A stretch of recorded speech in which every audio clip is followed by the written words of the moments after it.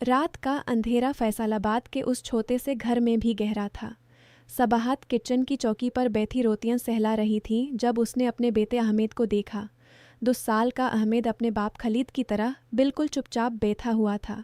खेलने की बजाय वो सिर्फ अपनी पुरानी किताब को देखता रहा, और जब सबाहत ने पूछा कि बेटा आज स्कूल में क्या हुआ था, तो उसने ठंडी सी आवाज़ में जवाब दिया, कुछ नहीं अम्मी, ठीक है। वो ही ठंडी सख्ती, वो ही दूरी जो उसने अपने शोहर खालिद में सालों से देखी थी। सबाहत का दिल एक पल को रुक गया। उसने सोचा कि क्या उसका बेटा भी अपने बाप जैसा बन रहा है। वो ठंडी सख्ती जो घर को सिर्फ छत बनाती है, घर नहीं। उस रात सबाहत ने अपने दिल से कहा कि अगर ये कहानी आपके दिल को भी छू जाए तो प्लीज़ एक छोटी सी मदद कर दें। मेरे चैनल को सब्सक्राइब कर लें। ये सिर्फ आपकी एक प्यारी सी सपोर्ट से ही मुमकिन है कि मैं ऐसी रोज़मर्रा की कहानियाँ आप तक पहुँचाती रहूँ।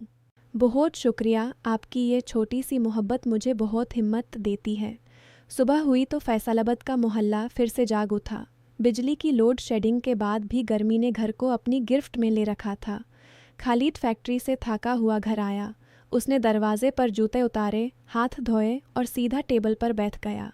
सबाहत ने उसके लिए रोटी गरम की, दाल रखी। खालिद ने कुछ नहीं कहा, सिर्फ खाया और उठकर अपने कमरे में चला गया। अहमद ने अपनी अम्मी को देखा और फिर चुपचाप अपना स्कूल बैग उठा लिया। अम्मी मैं जा रहा हूँ, उसने कहा और बिना मुस्कुराए बाहर निकाल गया।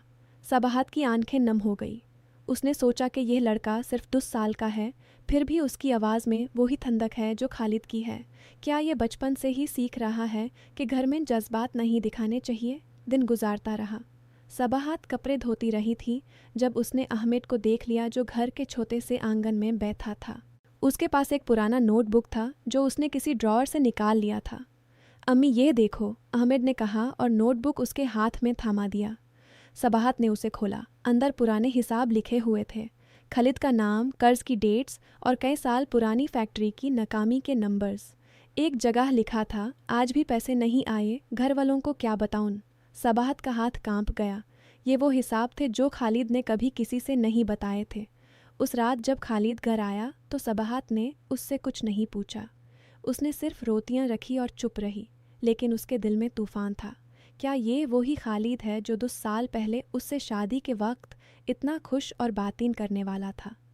तब वो एक छोटी सी दुकान चला रहा था।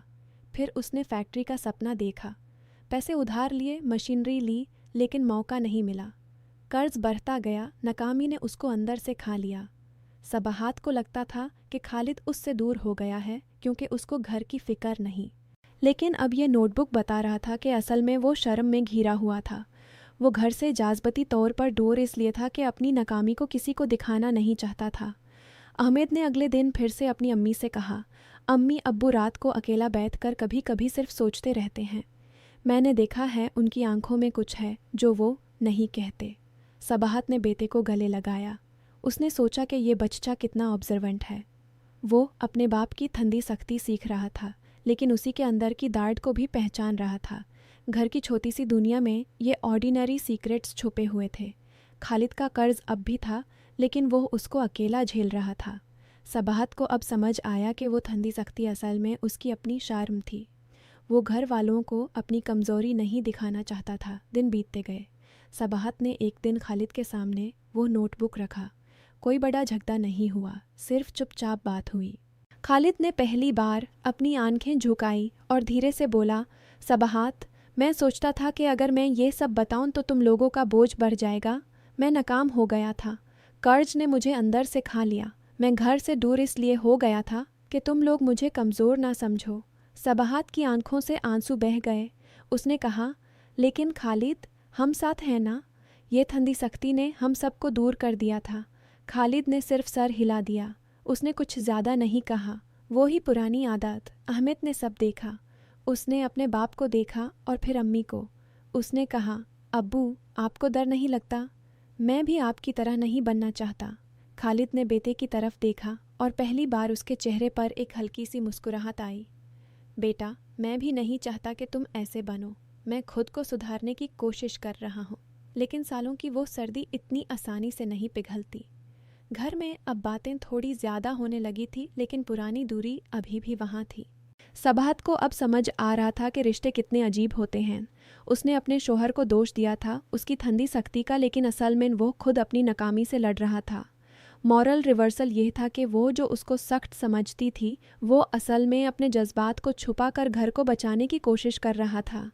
डार्क आयरनी यह थी कि उसकी वजह से बेटा भी ठंडा होता जा रहा था, जबकि बाप खुद दार्ड में था। ऑर्डिनरी सीक्रेट्स ने घर की ज़िंदगी को बदल दिया था। अब घर में थोड़ी सी तब्दीली आई थी। खालिद कभी कभी अहमद से स्कूल की बातें पूछता था। सबाहत उसके लिए चाय बनाती और वो पीता था बिना कुछ कहे, लेकिन सालों की वो सर्दी फ़ौरन गर्म नहीं होती थी। एक रात सबाहत ने देखा कि खालिद अपने कमरे में बैठा पुराने हिसाब को फिर से देख रहा था। उसने अंदर जाकर उसके कंधे पर हाथ रखा। खालिद ने उसकी तरफ देखा और बोला, अभी भी बोझ है सबाहत, लेकिन अब मैं अकेला नहीं हूँ। सबाहत ने मुस्कुराते हुए कहा, हाँ, हम सब साथ हैं। अहमद ने दूर से देखा और सोचा कि अब घर थोड़ा सा अलग लग रहा है, लेकिन वो जानता था कि ये बदलाव इतना आसान नहीं होगा। उसने अपनी अम्मी से कहा, अम्मी, अब्बू अब थोड़े से बात करते हैं ना? सबाहत ने सर हिला दिया, हाँ बेटा, लेकिन वक्त लगेगा। फैसलाबाद की गर्मी अब भी थी, लेकिन घर के अंदर एक नया दरवाज़ा खुल गया था। सच ने सबको बताया था कि खालिद की दूरी असल में उसकी शर्म थी, लेकिन यह दरवाज़ा खुला तो था, लेकिन पुरानी ठंडक अभी भी वहाँ थी। सबाहत ने सोचा कि शायद अब से सब कुछ ठीक हो जाएगा, लेकिन उसने यह भी जाना कि रिश्ते एक रात में नहीं बदलते। वो रोज़ सुबह उठकर रोटियां बनाती, खालिद फैक्ट्री जाता, अहमद स्कूल। लेकिन अब उनकी आंखों में एक छोटी सी उम्मीद थी।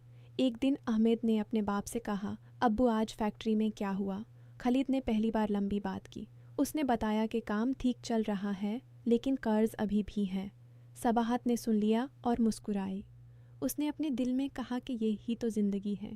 ऑर्डिनरी सीक्रेट्स, छोटी सी बातें और जज्बात जो धीरे धीरे निकालते हैं। गुजरे हुए साल अब यादों में थे। सबाहत को याद था कि शादी के पहले खालिद कितना हंसने वाला था, फिर नाकामी ने उसको बदल दिया। अब वो बदलाव की तरफ बढ़ रहा था, लेकिन धीरे धीरे। अहमद भी अब अपने बाप की तरह ठंडा नहीं लगता था।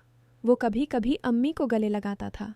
सबाहत को ये सब देखकर सुकून मिलता था, लेकिन वो जानती थी कि पूरा सुकून अभी दूर है। रात को जब तीनों बैठकर खाना खाते तो कभी कभी खामोशी होती थी, लेकिन अब वो खामोशी पुरानी वाली नहीं थी, उसमें उम्मीद थी। खालिद ने एक दिन सबाहत से कहा, तुमने मुझे माफ़ कर दिया ना? सबाहत ने जवाब दिया, कोई माफ़ी नहीं खालिद, हम सब इंसान हैं, गलतियाँ होती हैं। लेकिन वो दोनों जानते थे कि सालों की वो दूरी एक पल में नहीं मिट सकती। अहमद ने अपनी किताब बैंड की और बोला, अम्मी, अब घर में थोड़ी सी गर्मी आ गई है ना?